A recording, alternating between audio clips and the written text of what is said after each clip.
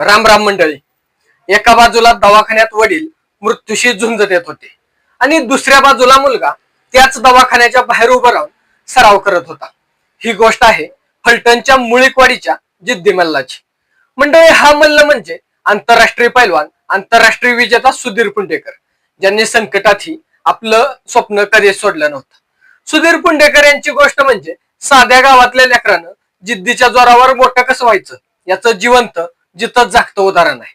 मुळीकवाडी या छोट्याशा गावातून सुरू झालेला सुधीर यांचा प्रवास आज आंतरराष्ट्रीय पातळीवर पोहोचलेला दिसतो. गावातल्या मातीच्या आखाड्यातून सुरू झालेला सराव, कष्टाची सवय आणि अंगातली जिद्द या साऱ्या गोष्टींच्या आधारावरच त्यांनी आपलं आयुष्य उभं केलं.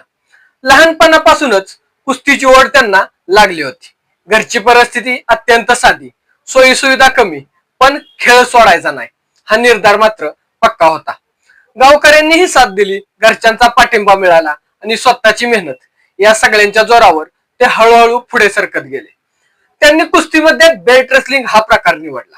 आपल्या भागात फारसा परिचित नसलेला हा खेळ पण परदेशात मात्र मोठ्या पातळीवर खेळला जातो. ताकद, पकड आणि तोल या सगळ्या गोष्टीवर चालणाऱ्या या खेळासाठी त्यांनी स्वतःला पूर्णपणे झोकून दिलं. सुधीर पुंडेकर यांची खरी ओळख म्हणजे त्यांचं सातत्य. मंडळी, तब्बल 26 पेक्षा जास्त वेळा त्यांनी आंतरराष्ट्रीय पातळीवर भारताचं प्रतिनिधित्व केलेलं आहे. प्रत्येक वेळेला नवीन देश, नवीन खेळाडू आणि नवीन आव्हानं, पण त्यांनी कधीच मागं हटणं स्वीकारलं नाही. उलट अनेक स्पर्धांमध्ये त्यांनी पदक जिंकून भारताचा झेंडा उंच नेला. शांतपणे कोणताही गाजावाजा न करता काम करणारे हे मल्ल खरंच आपल्या मातीचं खरोखर हिरो आहेत. याच वेळी एक तुलना लक्षात येते. जसं राहुल आवारे यांनी फ्रीस्टाईल कुस्तीमध्ये आपलं वेगळं स्थान निर्माण केलं, तसंच सुधीर पुंडेकर यांनी बेल्ट रेसलिंग मध्ये सातत्याने खेळत स्वतःची ओळख घडवली आहे. दोघांचं खेळ वेगळं असलं तरी मेहनत, जिद्द आणि चिकाटी या सगळ्या गोष्टी मात्र सारख्याच आहेत. पण त्यांच्या आयुष्यात फक्त यश नव्हतं तर मोठा संघर्षही होता. त्यांच्या वडिलांची प्रकृती खूपच खालावलेली होती. दवाखान्यात ते मृत्यूशी झुंज देत होते. अशा वेळी एकीकडे वडिलांची सेवा आणि दुसरीकडे स्वतःचा सराव, या दोन्ही जबाबदारी त्यांनी योग्य पद्धतीने सांभाळल्या. वेळ मिळेल तसं ते हॉस्पिटलच्या बाहेर उभं राहून ग्राउंडवर सराव करत होते. मनात दुःख होतं, परिस्थिती कठीण होती, पण त्यांनी हार मानली नाही.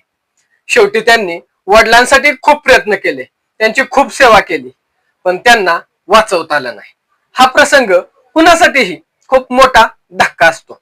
तरीही सुधीर पुंडेकर खचले नाहीत. त्या दुःखातून उभं राहत त्यांनी नव्या जोमानं खेळात स्वतःला झोकून दिलं. त्यांनी फक्त स्वतःपुरतच मर्यादित न राहता गावासाठीही मोठं काम केलं.